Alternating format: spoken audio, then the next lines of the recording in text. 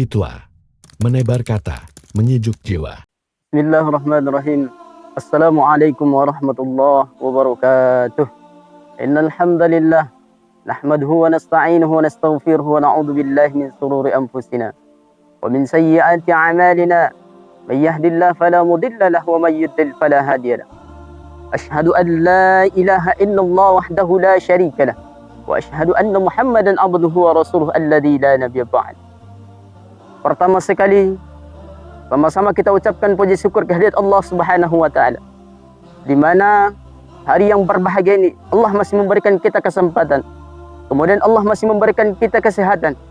Allah masih memberikan kita beberapa nikmat, di antaranya adalah nikmat yang paling besar adalah nikmat iman dan nikmat Islam yang Allah berikan kepada kita. Kemudian salawat bertangkaikan salam ke ruh junjungan Nabi Alam, yakni Nabi besar Muhammad sallallahu alaihi wasallam, yang telah membawa kita dari alam kegelapan hingga ke alam yang terang benderang seperti hari yang kita rasakan pada saat ini. Yang sepantasnya dan sepatutnya lah kita bersyukur dan senantiasa bersalawat kepada Nabi dengan ucapan Allahumma salli ala Sayyidina Muhammad wa ala ali Sayyidina Muhammad. Mudah-mudahan dengan seringnya kita bersalawat kepada Nabi, di yaumil akhir kala nanti kita diberikan syafaatnya dan kita diakui oleh Nabi sallallahu alaihi wasallam sebagai umatnya. Amin, amin, ya rabbal alamin. Saudaraku, Bapak Ibu sidang jamaah yang dirahmati oleh Allah Subhanahu wa taala.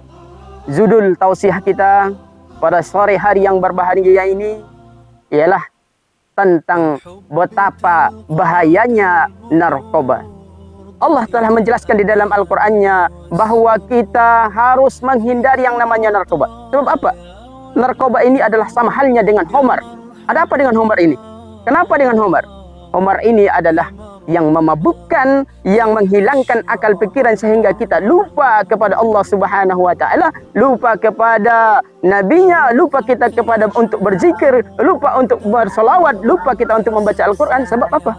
Sebab kita sudah masuk dalam keadaan akal dan pikiran kita sudah hilang ketika kita sudah masuk yang namanya kategori narkoba, serta yang termasuk di situ adalah salah satunya homer, judi, berhala. Itu adalah semua dalam bentuk ini adalah yang dilarang oleh Allah Subhanahu wa taala. Apa kata Allah dalam Al-Qur'an?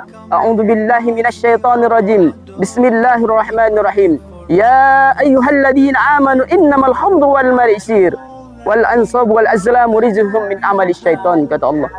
Wahai orang-orang yang beriman, kata Allah, jauhilah judi, jauhilah homer, jauhilah perbuatan-perbuatan yang menyekutukan Allah Subhanahu wa taala. Sebab ini dilarang oleh Allah Subhanahu wa taala. Saudaraku sidang jamaah yang dirahmati Allah Subhanahu wa taala, senantiasa kita menjauhi apa yang dilarang oleh Allah Subhanahu wa taala. Homer dan narkoba adalah sangat merusak umat, sangat merusak kita. Narkoba bisa merusakmu, narkoba bisa menghancurkanmu, narkoba bisa menghancurkan keluargamu, narkoba juga bisa menghancurkan semua yang ada di muka bumi ini. Salah satunya adalah diri kita sendiri. Sebab kenapa?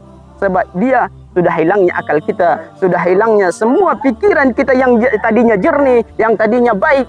Tetapi pada saat kita melakukan yang namanya menghisap narkoba, meminum homer, berjudi, menyembah berhala atau menyembah yang lainnya, maka Allah Subhanahu wa taala melarang kita untuk melaksanakan hal tersebut.